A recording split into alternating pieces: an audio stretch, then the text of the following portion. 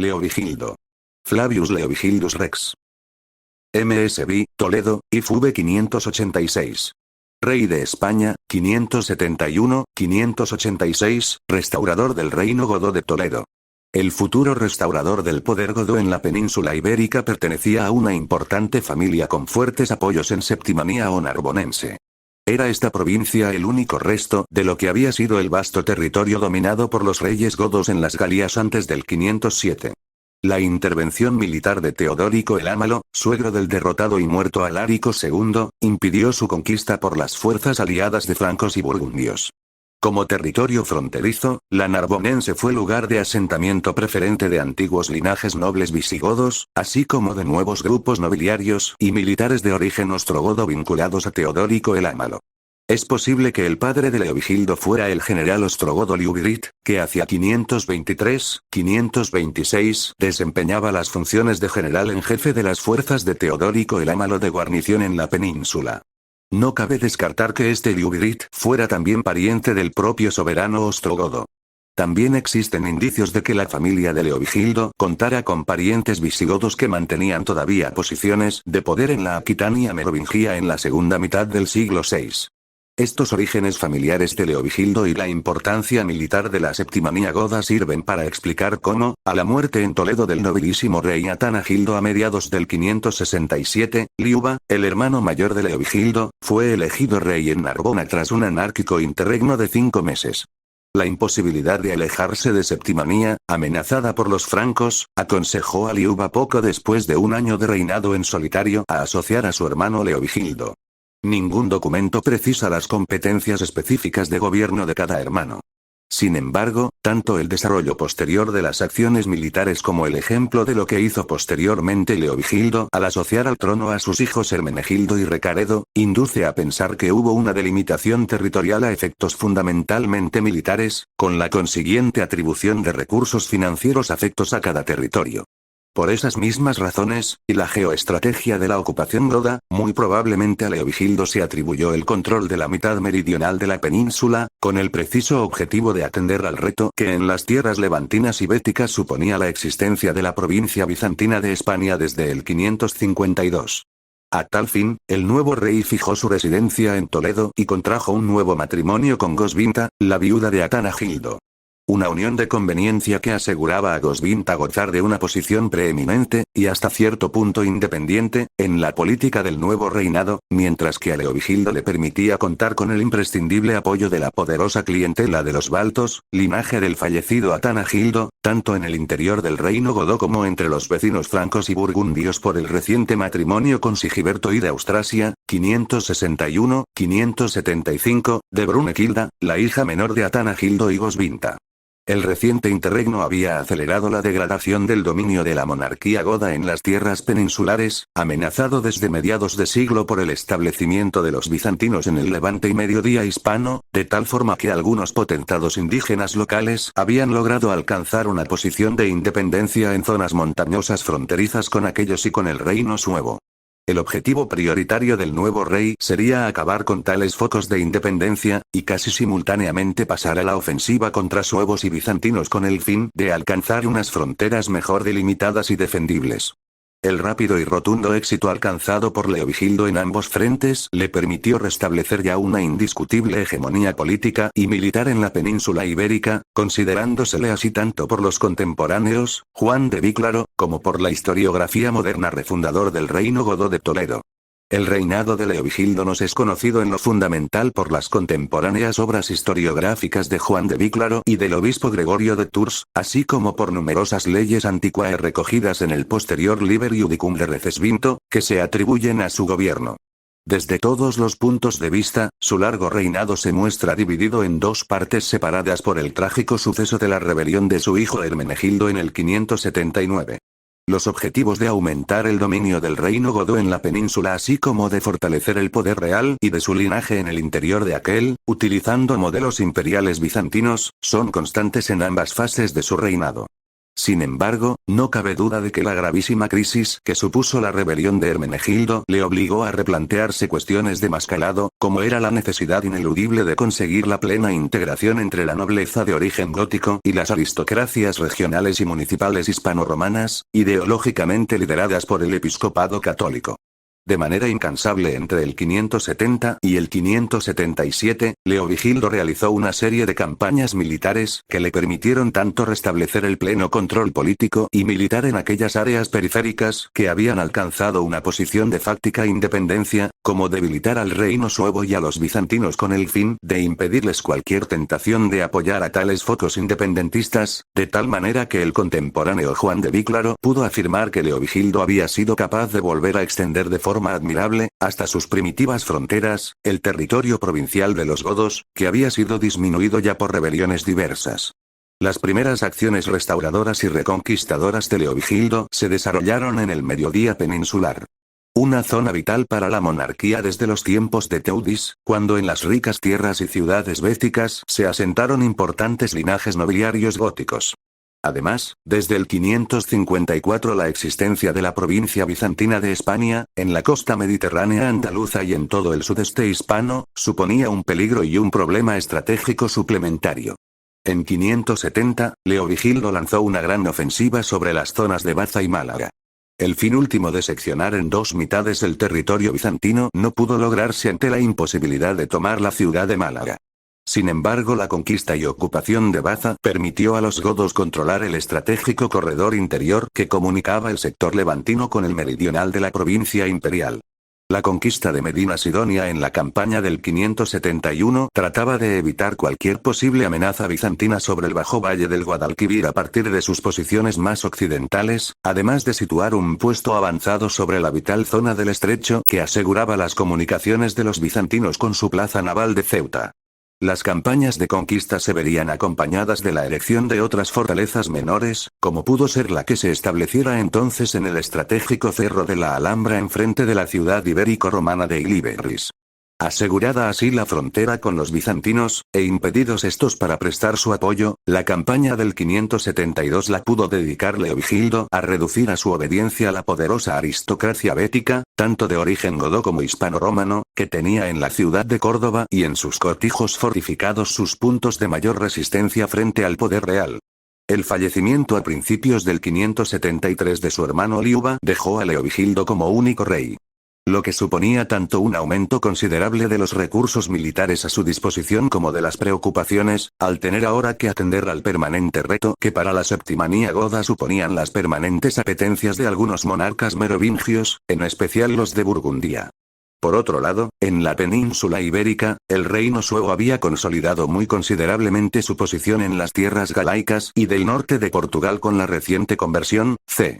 555, al catolicismo de su monarquía y el consiguiente pacto de plena colaboración entre la aristocracia militar sueva y la galaico-romana liderada por el episcopado. El reciente interregno godo había facilitado también movimientos centrífugos en las zonas limítrofes con los suevos así como en la cordillera cantábrica y áreas vecinas de La Rioja y Navarra, vascones. En el 573, el monarca suevo Miro intentó extender su poder en las tierras orientales de la actual Asturias y de Santander, donde poderes locales trataban de legitimar una posición de independencia política con el prerromano etnónimo de Rucones, Lugones.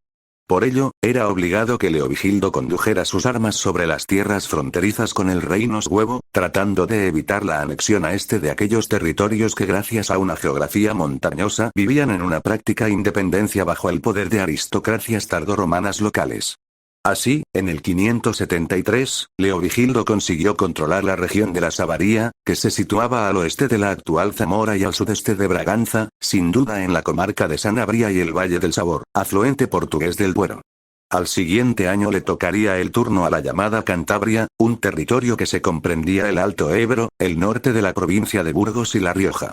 Territorios donde las aristocracias municipales tardorromanas, senatores, habían establecido un régimen totalmente independiente. La fuerte ocupación militar de la Peña de Amaya, Mave, el 574, permitió a Leovigildo establecer un punto de vigilancia y de penetración hacia las tierras ya de ultrapuertos. De este modo, en el 575, Leovigildo pudo dirigir ya una expedición militar en la difícil región de los Picos de Europa, Montes Aregenses, y asegurar su control mediante la toma de rehenes. En el 576, una nueva campaña militar sobre el propio territorio suevo obligó al rey Miro a pedir la paz, reeditando sin duda el antiguo vasallaje de tipo germánico que la monarquía sueva había establecido con la Goda en el 464. Reafirmado así el poder godo en la submeseta norte y eliminado el peligro de una expansión sueva en el 577, Leovigildo pudo dirigir nuevamente su atención hacia la provincia bizantina. Esta vez conseguiría el control de la estratégica Oróspeda, las actuales sierras de Alcaraz y de Segura y Cordillera Subética, ocupando los cortijos fortificados de la aristocracia local y sustituyendo en parte a esta, lo que obligó de inmediato a reprimir una sublevación campesina. Con ello, Leovigildo culminaba la constitución de un cerco sobre la Hispania bizantina, controlando todas las salidas desde su capital, Cartagena, hacia el interior. Tras 8 años de continuo batallar, Leovigildo podía sentirse por fin satisfecho, pues había conseguido de nuevo afianzar la posición del reino godo como hegemónico en la península ibérica, aunque bien es verdad que en lo esencial los bizantinos habían sabido resistir con bastante éxito sus ofensivas, manteniendo las ciudades y plazas fuertes de su provincia. Y ello constituía, sin duda, un peligro para la estabilidad de la monarquía goda, como se demostraría poco tiempo después. Pero, de momento, Leovigildo podía dedicarse a reorganizar internamente su reino. Al morir Liuba en el 573, Leovigildo había asociado en el poder real a sus hijos Hermenegildo y Recaredo, tenidos de un matrimonio anterior al contraído con Goswinta. Con ello, Leovigildo trataba de asegurar el reino en manos de su dinastía, utilizando un procedimiento de clara inspiración imperial bizantina, pues no llegó a repartir territorialmente el reino entre los asociados a la manera de los merovingios. Hermenegildo y Recaredo permanecían en una posición de subordinación, como los césares bizantinos respecto del emperador Augusto. Posiblemente, sería entonces cuando Leovigildo se revistió, según cuenta Isidoro de Sevilla, de otros atributos claramente a imitación de la realeza bizantina, como sería el trono, las vestiduras reales y otros símbolos imperiales, como podían ser la corona con sus ínfulas. Sería entonces cuando se acuñaron por vez primera trientes con el nombre expreso del monarca godo, que figuraba en el anverso con los típicos atributos imperiales. Con ello, Leovigildo se situaba por encima del resto de los nobles godos, y exteriorizaba ante la aristocracia tardorromana su carácter de heredero legítimo pleno del antiguo imperio. En este contexto de imperialización del poder regio se situaría también el establecimiento definitivo de Toledo como sede regia, comenzando entonces posiblemente la monumentalización del arrabal palatino de Toledo a imitación de lo hecho por Justiniano en Constantinopla. Y, finalmente, en el 578, culminando la celebración de sus victorias, Leovigildo fundó en el corazón de sus dominios hispánicos la ciudad de Recópolis, Zorita de los Canes, Guadalajara, en otra clara muestra de imitación de los emperadores. Dotada de especiales privilegios y con una extensa y monumental área palaciega de nueva planta, Recópolis parecía abocada a convertirse en capital administrativa y centro de la dominación visigoda con vista al levante peninsular.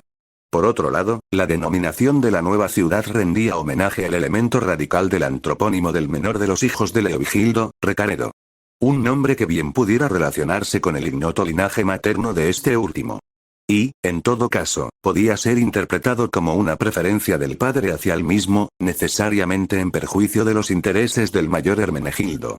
Como un intento de recomponer ese equilibrio, al tiempo que de fortalecer los lazos que unían a su familia con el poderoso linaje de los Baltos, habría ciertamente que interpretar el matrimonio al siguiente año de Hermenegildo con Ingunda, hija de Brunequilda y del merovingio Sigiberto I de Austrasia, pues al joven marido además le atribuyó ahora un concreto territorio de gobierno con una sede propia, Sevilla, capital histórica del sur visigodo. En paralelo, también pudo acordarse entonces el matrimonio de Recaredo con Rigunta, la hija mayor de Chilpérico de Neustría, 561-584, aunque la corta edad de los contrayentes habría impedido la venida de la princesa merovingia a España y la consumación del enlace. Indudablemente, esta compleja política matrimonial y de hechos a favor de uno y otro de sus hijos revela por parte de Leovigildo un interés extremado por mantener un equilibrio entre ambos así como con las dos más importantes cortes merovingias. Un equilibrio que posiblemente quisiera moderar tensiones existentes en el seno de la familia real goda, tal vez entre los linajes de los dos matrimonios del monarca.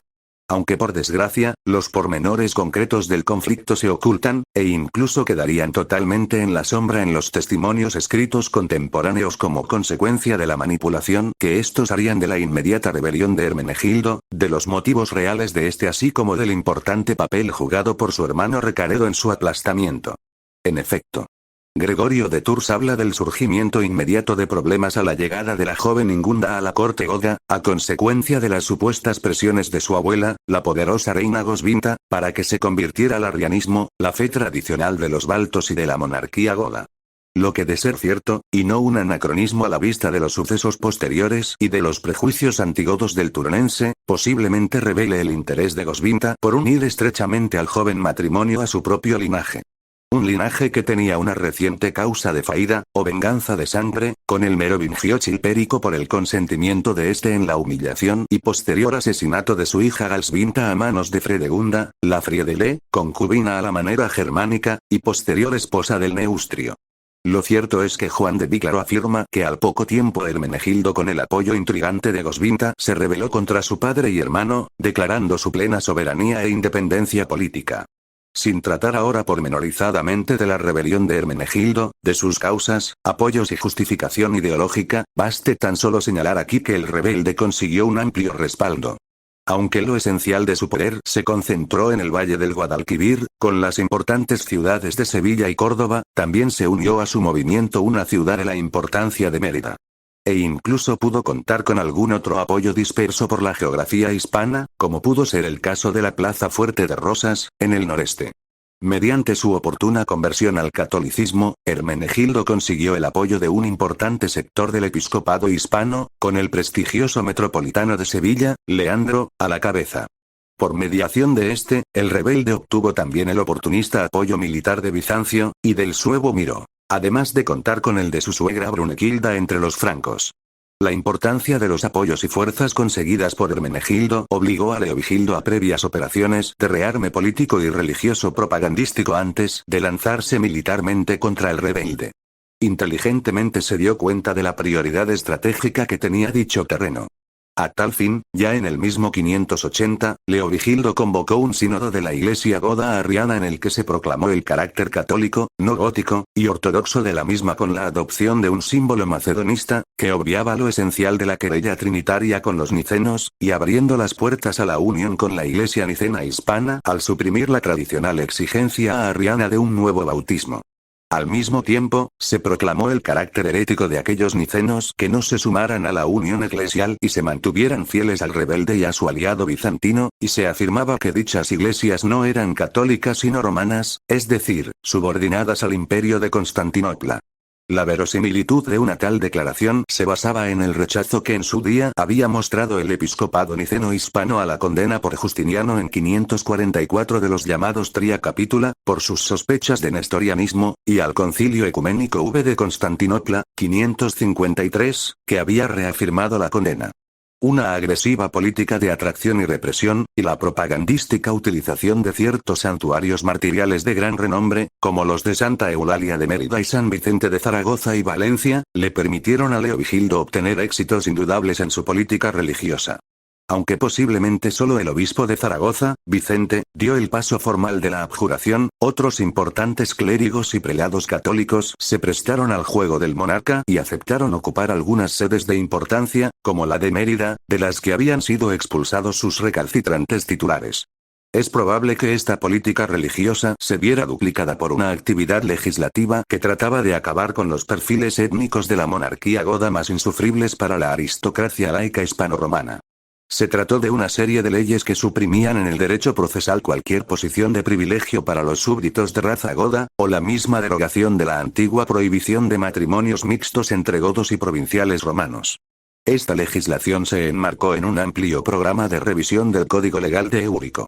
Lo que la historiografía moderna ha quedado en llamar Codex Revisus de Leovigildo habría supuesto la constitución de la reformada legislación euriciana en el referente legal fundamental de la monarquía goda, pero asumiendo ahora su plena incorporación en la tradición romana del llamado Breviario de Alarico II del 506, una puesta al día del Código Teodosiano.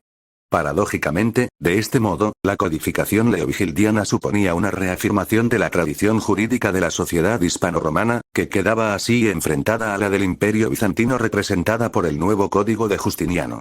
Con ello, nuevamente Leovigildo reforzaba la posición del soberano, asumiendo algo tan propio de las prerrogativas imperiales como era la codificación legal. Solo sería tras este refuerzo de su posición y de sus apoyos cuando ya en el 582 Leovigildo se lanzó a la guerra para reducir a su rebelde hijo.